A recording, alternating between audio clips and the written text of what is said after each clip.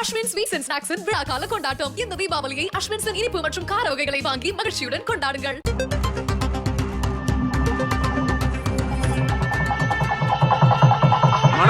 சூப்பரா பண்ணிட்டு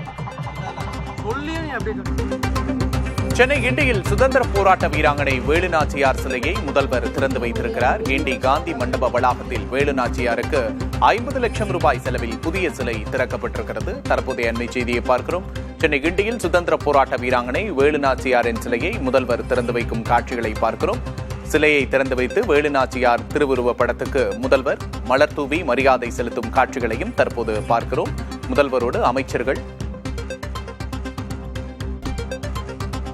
முதல்வரோடு அமைச்சர்கள் மற்றும் முக்கிய பிரமுகர்கள் உடன் இருக்கிறார்கள். கிண்டி காந்தி மண்டப வளாகத்தில் வேலுநாச்சியாருக்கு சிலை திறக்கப்பட்டிருக்கிறது.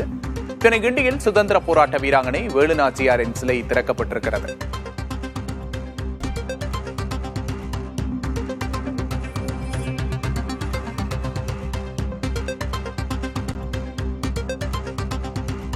கூடுதல் விவரங்களை செய்தியாளர் ஆனந்தனிடம் கேட்டு பெறலாம். ஆனந்தன், கூடுதல் விவரங்கள். தமிழ்நாடு முதலமைச்சர் மு.க. ஸ்டாலின் அவர்கள் 2024-2025 மானிய குறிப்பின் போது சுதந்திர போராட்ட வீராங்கனை வேலுநாச்சியார் அவர்களுக்கு திருவுருவ சிலை காந்தி மண்டபத்தில் அமைக்கப்படும் என்று அறிவிப்பை வெளியிட்டிருந்தார். 50 லட்சம் ரூபாய் செலவில். அதன்படி இன்று வேலுநாச்சியருடைய திருவுருவ சிலை திறக்கப்படுகிறது. இதில் தமிழ்நாடு முதலமைச்சர் மு.க. ஸ்டாலின் அவர்கள் சிலையை திறந்து வைக்கிறார். இந்த நிகழ்வில் அமைச்சர் பெருமக்கள் ஏவா வேலு, ரகுபதி, சேகர் பாபு உள்ளிட்ட மூத்த அமைச்சர்கள் மற்றும் சட்டமன்ற உறுப்பினர்கள், சென்னை மேயர், துணை மேயர் உள்ளிட்டோர் பங்கேற்றிருக்கிறார். வேலுநாச்சியரை பொறுத்தவரை பார்க்கணும்னு சொன்னால், வீரமங்கை ராணி வேலுநாச்சியார் அவர்கள் மன்னர் முத்தாளத்தால் நாச்சியார் செல்லமுத்து விஜய ரகுநாத சேதுபதி தம்பதியின் மகளாக 1730ஆம் ஆண்டு பிறந்தவர். சிறு வயதிலேயே வாழ்வீச்சு, அம்பு விடுதல், ஈட்டி எறிதல், குதிரையேற்றம், யானையேற்றம் உள்ளிட்ட போர்க்கலைகளின் கற்றவர். 1746ஆம் ஆண்டு சிவகங்கை மன்னர் முத்துவடுகநாதரை மணந்தார். அதனைத் தொடர்ந்து சிவகங்கை சமஸ்தானத்தின் ராணியானார். 1772ஆம் ஆண்டு ஆங்கிலேயர்கள் சிவகங்கை மீது போர் தொடுத்த போது காளையார் கோவில் போரில் மன்னர் முத்துவடுகநாதர் கடுமையாக போர் புரிந்த போது சூழ்ச்சி காரணமாக அவர் வீரமரணடைந்தார். அதன் பிறகு ஆங்கிலேயர்களை எதிர்த்து போரிட்டு வெற்றி பெற்று சிவகங்கையில் 16 ஆண்டு காலம் தொடர்ந்து ஆட்சி புரிந்தவர். அப்பொழுது மக்கள் நலனுக்காக நிலவரி, வேளாண்மை, கல்வி, பெண்கள் பாதுகாப்பு உள்ளிட்ட பல முக்கிய சீர்திருத்தங்களை அறிமுகப்படுத்தியவர்.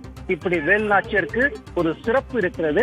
அந்த சிறப்புக்கு மகுடம் சூட்டக்கூடிய வகையில், அவருடைய நினைவை போற்றக்கூடிய வகையில தற்போது அவருக்கு சிலை அமைத்து அவர் தமிழக அரசு கௌரவித்திருக்கிறது. சென்னை கிண்டியில் சுதந்திர போராட்ட வீராங்கனை வேலுநாச்சியார் சிலையை திறந்து வைத்திருக்கிறார் முதல்வர். கிண்டி காந்தி மண்டப வளாகத்தில் வேலுநாச்சியாருக்கு 50 லட்சத்தில் புதிய சிலை திறக்கப்பட்டிருக்கிறது. சுதந்திர போராட்ட வீராங்கனையாக வேலுநாச்சியார் வரலாற்றில் போற்றப்படும் ஒரு வீர மங்கையாக திகழ்கிறார். சிவகங்கை மாவட்டத்தை 16 ஆண்டுகள் ஆட்சி செய்திருக்கிறார். வெள்ளையர்களை எதிர்த்து போரிட்ட முதல் பெண்மணி என்ற பெருமைக்குரியவர் வேலுநாச்சியார். வேலுநாச்சியாரின் தலைமையில் போரிட்டு வெள்ளையர்களை வென்றிருக்கிறது சிவகங்கை சமஸ்தானம். இதனையடுத்து வேலுநாச்சியாருக்கு சிவகங்கை மண்ணிலும் மணிமண்டபம் இருக்கிறது என்பது குறிப்பிடத்தக்கது.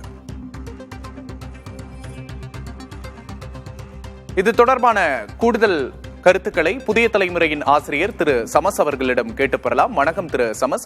வேலுநாச்சியாருக்கு முதல்வர் சிலையை திறந்து வைத்திருக்கிறார். வேலுநாச்சியார் வரலாற்றில் எப்படி அறியப்படுகிறார்? வேலுநாச்சியாருக்கு இந்த சிலை திறந்ததன் முக்கியத்துவம் என்ன? தமிழ்நாடு கண்ட ஆட்சியாளர்களில், பெண் ஆட்சியாளர்களில் மிக மிக முக்கியமான ஒரு பெண் ஆளுமை மரியாதைக்குரிய வேலுநாச்சியார் அவர்கள். வேலுநாச்சியாரை பற்றிய முதன்மை அடையாளம் எதுவென்றால், பிரிட்டிஷாருக்கு எதிராக இந்திய துணைக்கண்டத்தில் ஆயுதம் ஏந்தி போரிட்ட முதல் பெண் அவர் என்பதாகும். பொதுவா நமக்கு இந்த நினைவு வரலாற்றிலிருந்து உருவாக்கப்படலாம். பல விஷயங்களிலும் இந்திய துணைக்கண்டத்தினுடைய வரலாறு எப்படி டெல்லியை மையமாக அல்லது வடக்கை மையமாக வைத்து நம்முடைய மனதில் உருவாக்கப்பட்டிருக்கிறதோ, அதே போன்று இந்த விஷயத்திலும் அப்படிதான் உருவாக்கப்பட்டிருக்கிறது. நமக்கு பொதுவாக ஒரு பெண் இந்திய துணைக்கண்ட வரலாற்றிலே ஆயுதமேந்தி போரிட்டார் அப்படியான வரலாறு என்று சொன்னால் பலருக்கும் தென்னகத்திலும் கூட என் தமிழ்நாட்டிலும் கூட யாருடைய பெயர் நினைவுக்கு வரும் என்று சொன்னால் ஜான்சியினுடைய ராணியாக இருந்த லட்சுமிபாய் அவர்களுடைய நினைவுதான் வரும். ஆனால் ஜான்சி ராணியினுடைய வயது, அவர் வாழ்ந்த காலம், அவர் பிறந்தது என்றால் 1828. ஆனால் வேலுநாச்சி அவர்கள் பிறந்தது கிட்டத்தட்ட அவருக்கு ஒரு நூற்றாண்டு முன்பு.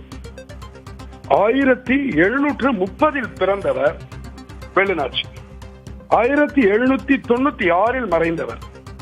ஒரு விஷயத்தை சொல்ல வேண்டும் என்றால், பிரிட்டிஷாருக்கு எதிரான ஒரு பெரும் கழகம், ஒரு பெரும் போராட்டம், நாடு தழுவி ஆங்காங்கே வெடித்து ஒரு பெரும் கவனத்தை ஈர்த்ததெல்லாம் 1858 என்பதை இந்திய வரலாற்றை உற்று நோக்கி வாசித்தவர்கள் அறிந்து கொண்டிருப்பார்கள். தமிழ்நாட்டிலே நடந்த இந்த கழகம், இவர் முன்னெடுத்த போர், இவையெல்லாம் அதற்கு பல காலம் முன்பே நடந்தது. ராமநாதபுரம் மன்னருக்கு ஒரே பெண் வாரிசாக பிறந்தவர் வேலுநாச்சி. அதனால் அடிப்படையிலேயே அவர் ஒரு ஆண் வாரிசு, முடியாட்சிக்கு செல்லக்கூடிய ஆண் வாரிசு எப்படி வளர்க்கப்படுவாரோ அப்படி வளர்க்கப்பட்டவர். ஒரு ஆண் வாரிசுக்கு சொல்லிக் கொடுக்கக்கூடிய தற்காப்பு கலைகள், போர் திறன்கள், மொழிகள், பல மொழிகள், தாய் தமிழோடு ஆங்கிலம், பிரெஞ்சு, உருது, கன்னடம், இப்படி பல மொழிகளை முறையாக கற்றவர் வேலுநாச்சி என்பது இங்கே மிக மிக குறிப்பிடத்தக்க ஒன்று. ஏதோ போரிட்டார் என்றால் ஈட்டியையும் வேல்கம்பையும் ஏந்தி கொண்டு அவர் சென்றார், அப்படி அல்ல. அவர் ஆட்சி நிர்வாகத்திலே கணவரோடு இணைந்து, அவர் தன்னுடைய 16 வயதினிலே ராமநாதபுரம் மன்னர் அவருக்கு வாழ்க்கைப்படுகிறார். ஆனாலும் கூட ஆட்சி நிர்வாகத்திலே கணவருக்கு துணையாக இருந்து ஆட்சியை செம்மைப்படுத்துகிறார், வரி வசூலை சீரமைக்கிறார், மக்களுக்கு ஏற்றவாறு வரியை செம்மைப்படுத்துகிறார், சட்ட திட்டங்களை இலகுவாக்குகிறார். ஒரு நற்பெயர் மக்கள் மத்தியிலே அவருக்கு இருக்கிறது. அதனால்தான் இன்றளவும் அவருடைய பெயர் இந்த மண்ணிலே திரும்ப திரும்ப பேசப்படுகிறது. இந்த பின்னணியில பார்க்கும்போது மிக முக்கியமான தமிழ்நாட்டினுடைய பெண் ஆட்சியாளர்களில் முதன்மையாக பெயர் வைக்கக்கூடிய ஒரு பெயர் என்று அவருடைய பெயரை சொல்லலாம். நமக்கு சங்க காலத்தில் இருந்தும் அதற்கு முன்பிருந்தும் கூட சோழர் காலத்தில் இருந்தும் ஏராளமான ஆட்சி தளபதிகள் இருந்திருக்கிறார்கள். வெவ்வேறு விதத்தில் வரலாற்றில் தாக்கம் செலுத்தி இருக்கக்கூடியவர்கள் இருக்கிறார்கள். என்றாலும் கூட பிரிட்டிஷார் போன்ற, பிரிட்டிஷ் படை போன்ற ஒரு நவீன ஏகாதிபத்திய பெரும் சக்தியை எதிர்கொண்ட ஆற்றல், கடைசி வரை அவர் தொடர்ந்து இந்த போராட்டத்திலும் போரிலும் ஈடுபட்டிருந்தார் என்பது மிக முக்கியமான ஒரு விஷயம். அந்த வகையிலே தமிழ்நாடு அரசு இன்றைக்கு அவருக்கு இப்படி ஒரு விழாவை ஏற்பாடு செய்திருப்பது ஒரு நல்ல விஷயம். இதற்கு முன்பு 2014 என்று நினைக்கிறேன், அன்றைய முதல்வர் ஜெயலலிதா அவர்களுடைய ஆட்சி காலகட்டத்திலும் இதே போன்ற ஒரு முன்னெடுப்பு, அது சிலை அமைக்கவில்லை, ஆனால் அங்கே அவருக்கு இன்று ஒரு நினைவில்லம், அதற்கான கட்டுமான பணிகள் உருவாக்கப்பட்டு அவருடைய மிச்ச எச்சங்கள், அவர் பயன்படுத்திய அல்லது அவர் கையாண்ட போர்க்கருவிகள் என்று சொல்லப்படுவதையெல்லாம் கூட அங்கே வைக்கப்பட்டு அவருடைய நினைவை போற்றும் விஷயங்கள் உருவாக்கப்பட்டதையும் இந்த இடத்துல நினைவு கூறலாம். அந்த வகையில அதிமுக ஆட்சியில் ஒரு காரியம் நடத்தப்பட்டது. இப்போது திமுக ஆட்சியில் திரு மு.க. ஸ்டாலின் அவர்கள் காலகட்டத்திலே இந்த பணி நடைபெறுகிறது. இது ஒரு மிக முக்கியமான பொருத்தப்பாட்டுடன் இணைத்து பார்க்கப்பட வேண்டியது.